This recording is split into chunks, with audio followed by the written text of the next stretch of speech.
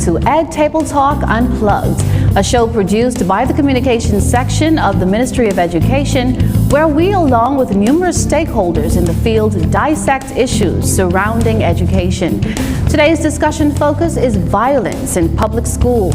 This issue, unfortunately, has plagued our high schools for some time and has left too many families in despair as a result. Now, currently, all public schools are completely virtual, which means less interaction among students. Is this resulting in a decrease in violent behavior, or are young people finding alternative outlets for violent behavior? How are law enforcement agencies partnering in the effort to minimize violence among our students? To answer these questions and more, we have joining us today District Superintendent Theophilus Claridge, Principal of Anatole Rogers High School, Andrew Dean, and later we'll be joined by Assistant Superintendent of Police, Audley Peters. So it's an exciting show lined up today. We have some very experienced gentlemen in our midst, and it's such a pleasure to have you join us in this discussion today. Thank you. Thank you. Mr. Claridge, we'll begin with you. With your many years of experience in education, I'm sure there are many incidences that you can relay and much experience with student violence. Tell us about some of your experiences, and has it evolved over the years? Thank you, Adama.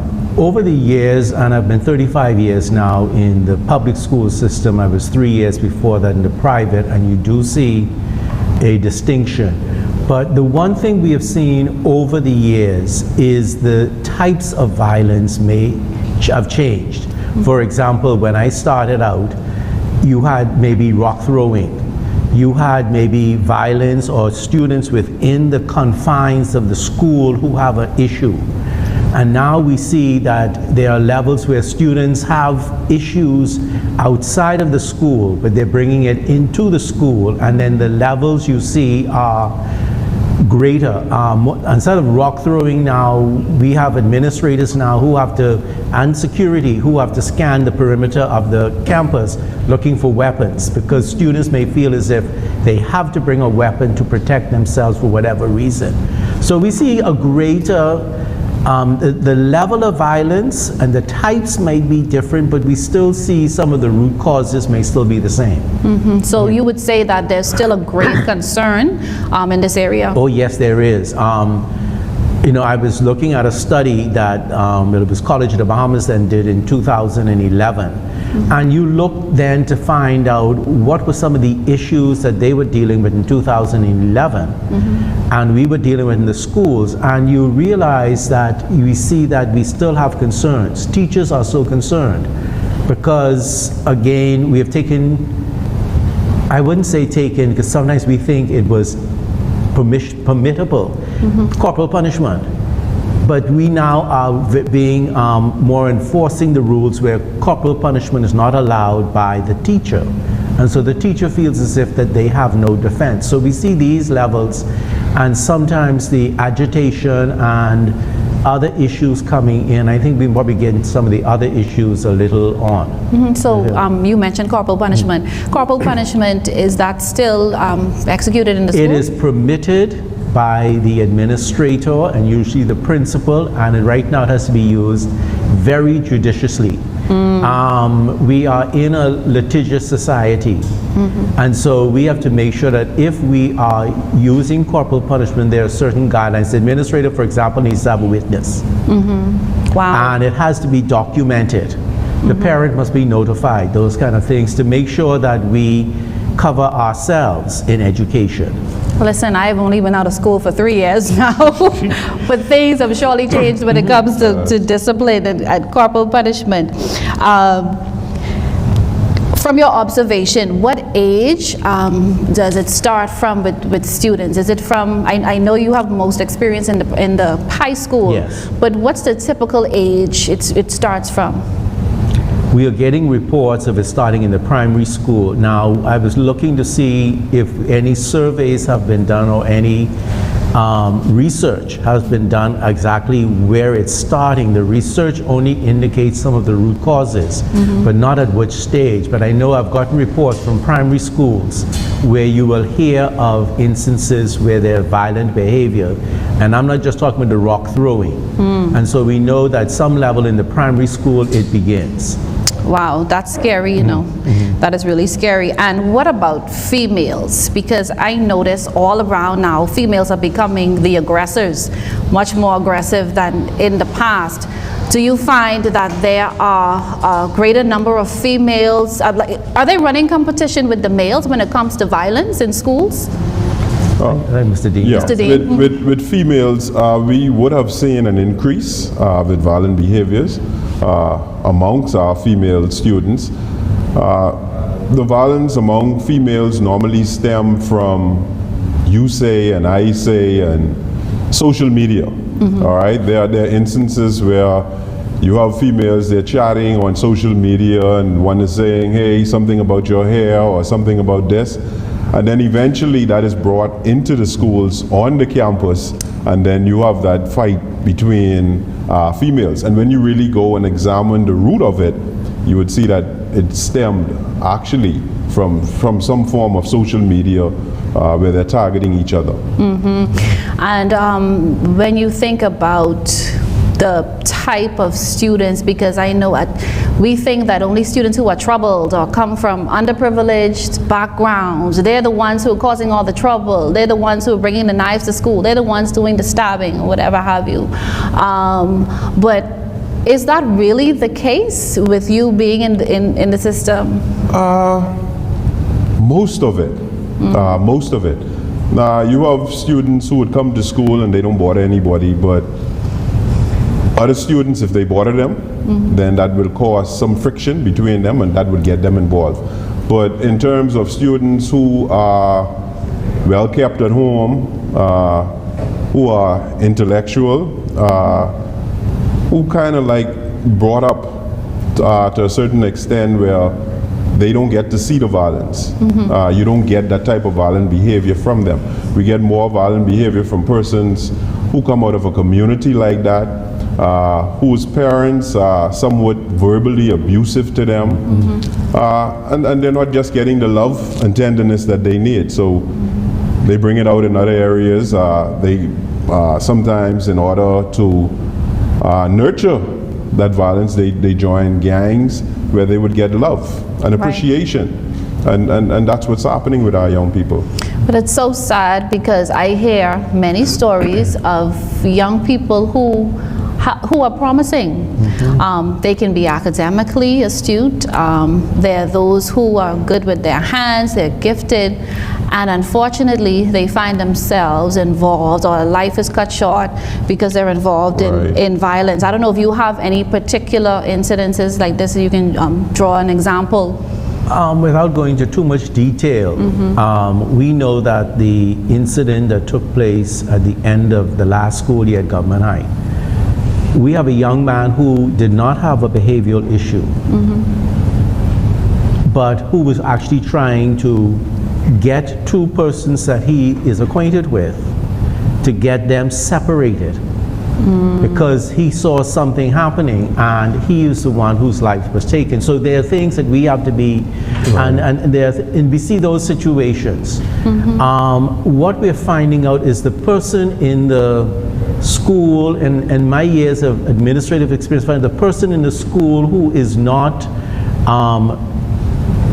into the culture, they're the ones who end up being harmed the most because they don't know, they can't see, oh, this look like this can head this way, or they're not aware of what is taking place. And so it is a balancing act, and they try to intervene, and when they try to intervene, they end up sometimes being the victim.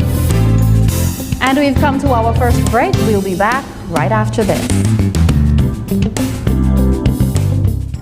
All children under the age of 5 years old have access to high-quality care and education in a healthy and safe environment.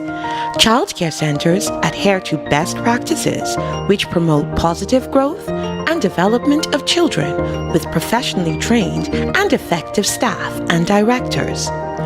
Quality childcare, building a strong foundation for life.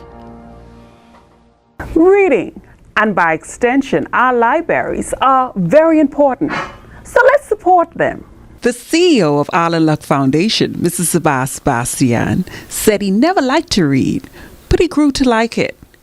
He supports the Ministry of Education's textbook drive. I don't like to read either, but reading is a necessity. I encourage everybody to continue to read. Reading is how I stay on top of all of the trends, how I keep educated, how I stay ahead of the curve, competitive, and just well-rounded. So you can never get around reading whether you like it or not. You just got to find the reading that suits you. And it would be great if you can just take the time out of your busy schedule to be a good corporate citizen or a good citizen and take those books to your nearest library. The future of our youths depend on it. Welcome back to Ed Table Talk Unplugged. Today's topic is violence in the public schools. Contributing to this discussion today are District Superintendent Theophilus Claridge and Principal of Anatole Rogers High School, Andrew Dean. Just before the break, we were talking about violence and how young people, even those who are academically or inclined, who are gifted, they find themselves involved in violent behavior, and it's so sad, it's so unfortunate. Moving it along to teachers, administrators, I know there are some instances where administrators and teachers are attacked by students. I don't know, is this still an issue in the schools? Somewhat, but it's not that abundant. Yes, we do have instances where students would speak violently, verbally abusive to teachers. We still have things like that going on, but that's not an everyday thing. Okay? Yes, with administrators, yes, you would have altercations sometimes, you know, especially when you're trying to broke something up. With administrators and students, you would have students tend to get a little bit aggressive. But as administrators, we're trained and we know just how to handle things like that. But yes, there are instances where you have that friction between teachers and students and administrators and students. Okay, and what about the parents? When parents are contacted with regard to their children displaying this type of behavior, what's their response like these days? All right, it depends on the parent. All right, you can have a negative reaction sometimes from parents, as well as you can have a positive reaction. Parents who knows how to bring up their child at home. Sometimes they encourage you as administrators when you would punish a child for a particular behavior, and then you have those parents who would come in and you know, they'd verbally abuse administrators. So the feedback from parents can go both ways. But what I'm finding out is good now with the age, especially where we have CCTVs in the schools, and a lot of schools, a lot of schools have them, because they can roll back that tape. So they have the evidence that they can show the parents, look here, this is what took place, this is why we had to deal with your child, and so that is very helpful. Schools that can't afford it, when we have the CCTVs to roll back to be able to help. And so it helps calms the parents to realize that you're not just picking on their child. And what you realize also, a lot of parents, what they were dealing with is when they were in school, the teacher picked on them. So as far as they're concerned, the teacher, the administrator is picking on their child. And so we need to have the evidence so that they can see it. And so it's helpful with that. Very helpful. I would say that was definitely a step, a move in the right direction, installing CCTVs. Mr. Claridge, from a district level, what steps are being taken to eradicate this problem of violence? From the district level, we have to deal more with the school. We work with the schools. We may help the schools in bringing in the necessary professionals so that the schools at that level, they can deal with it. Because we don't see it at the district level as they would see it on the ground. And so we have to help. What professionals can we bring in? Who are the counselors? Who are the additional? For example, one school in my district, when we had an incident, the first thing when the principal called me is I had to make sure call the guidance department, the head of guidance, and she then was able to get a team to get to the school right away. And so we have more the support level from the district. Mr. Dean, what mechanisms from your level as a school administrator are being put in place to minimize violence among the students? Well, we do a whole lot of things. One of them, like Mr. Claridge would have mentioned, we have cameras installed throughout the school. We educate parents when we have our PDA meetings. Like he said, we have our guidance department. They put on a workshop for each grade level each year. And the most part is, whenever I talk to teachers, I try to tell them, educate them that hate brings hate. Love brings love. And I always tell them in our little staff meetings that whenever you're talking to a child, yes, that child may be a little bit aggressive, they may be a little confrontational, but if you treat that child with love, more than likely that child will turn around and they themselves will give you back love. So another thing, like I said, we try to educate parents, because the job, I think, as a parent is that you have to instill a conscience in a child. And if a child does not have a conscience in terms of what is right, they will continue to do wrong. But if you instill that conscience in that child, that, hey, this is the right thing to do. Yes, they may stray eventually, but that conscience will focus them and point them in the right direction.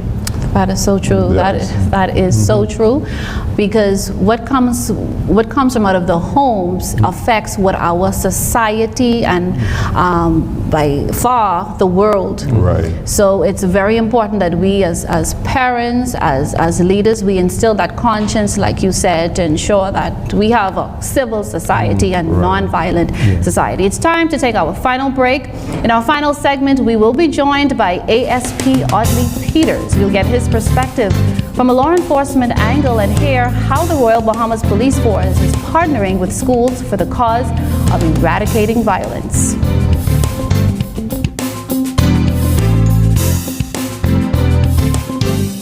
Our teachers are amongst our true nation builders. Their skill, their energy, their love and sacrifice have shaped lives, stimulated the development of human potential, and have helped to forge the future of a people.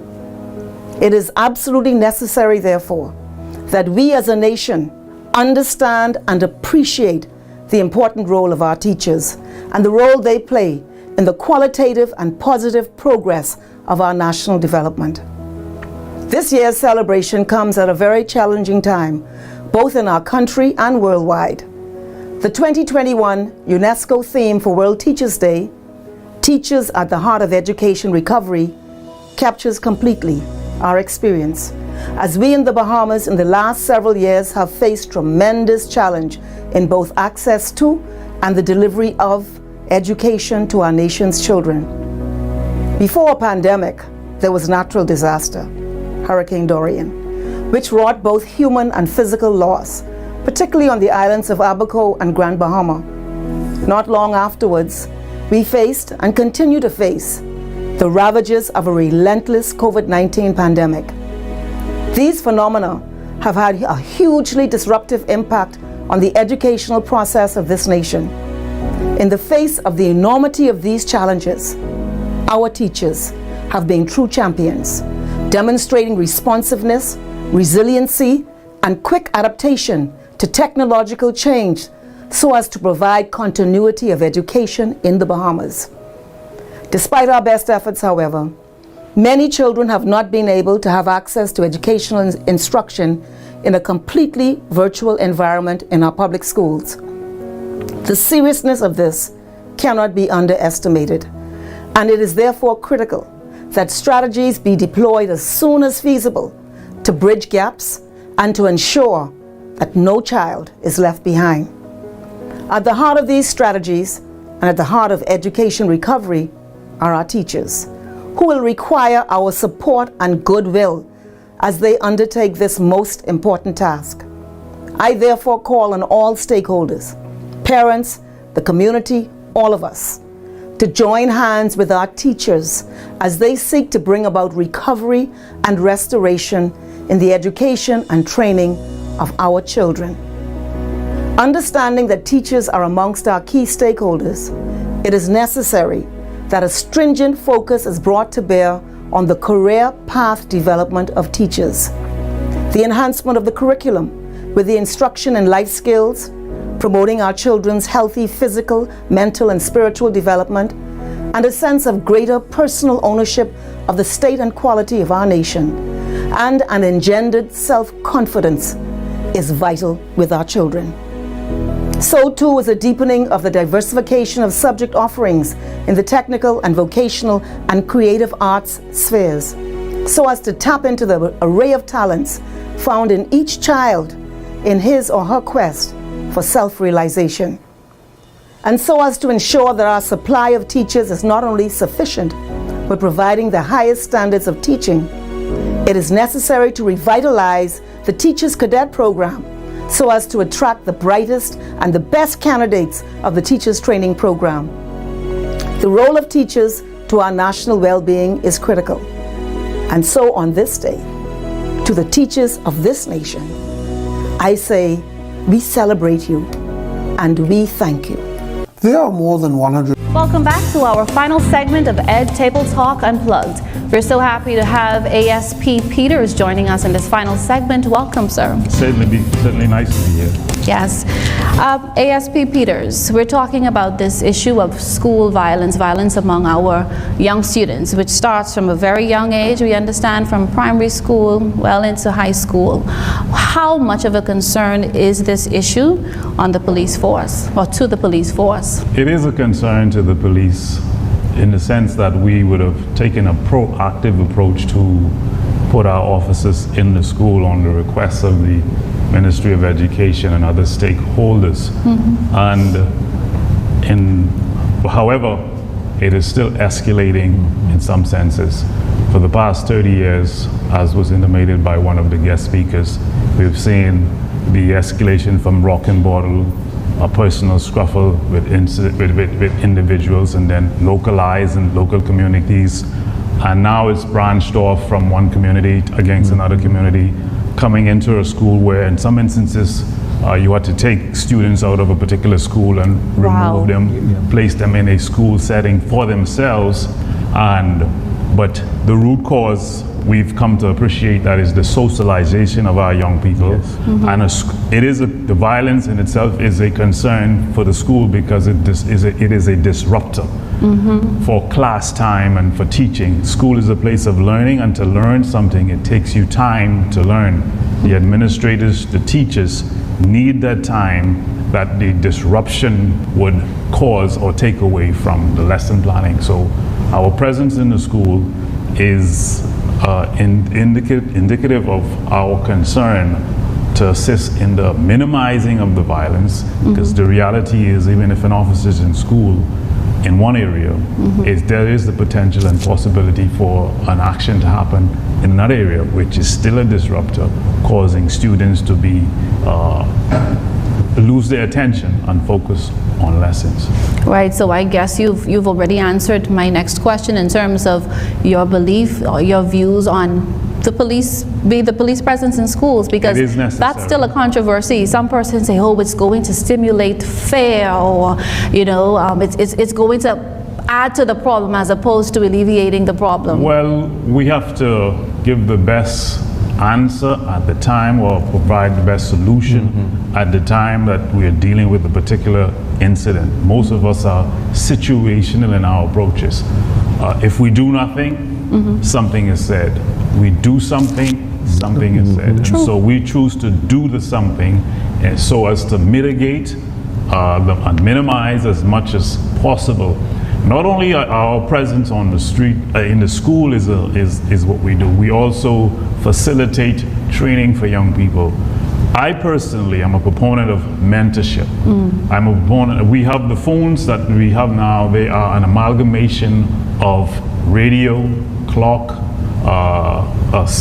the telephone, the calculator, and so our approach to dealing with our young people should take a similar pattern in the sense that yes, schooling is a place of learning ABC and 1, 2, 3, but it is also a place where we now have to learn how to resolve conflicts. How can we do that? We can do that in drama clubs. We can put on plays in the art section. Creative approach. Creative approach to assist in socializing our students to deal with things differently, teaching them to think, teaching them consequences. And it takes everyone responsible in the developing of our country to assist young people to develop themselves. And so the police department have taken an approach where we now even provide summer program. We've been doing that for the last 20-something years. We invite students to come and do an apprenticeship with us if they want to put in their hours. They put their hours with us, and then we even have a cadet program where individuals who have potential can come and join, and it's a filter for our police force. So the police department is a proponent of police being in schools as to prevent, because the primary mandate of the police force is that the prevention and detection of crime, the protection of life and property. And our presence on the school is a deterrent in a sense as much as possible. And so we won't sit by and not do anything rather than acquiesce to the individuals who say that we should not be there. Wow, can you believe we're already out of time? But let's get at least some final words from you, Z.S. Claridge. Yeah, thank you. And I think that as we conclude, we need to realize that violence in the schools does not just deal with the school, because we have to look at as ASP Peter said, we have to look at the entire society. Yes. Schools is a microcosm of the society. And so what takes place out there, we see it in the school. And as he mentioned, we have to look at a holistic approach, and schools try to reach out and look at how they can reach the parent and how to get into the community, working with the police, we also work with the defense force and other community agents to get out there to help our students to socialize, to become the young men and women that we need in our Bahamas. Final word, sir. Everyone's responsible for what's going on in our school. The positive parent, or what we consider as the not so positive parent, the young man under the tree or the group under the tree, we have to take our young people in and offer mentorship, offer direction, offer a vision to them.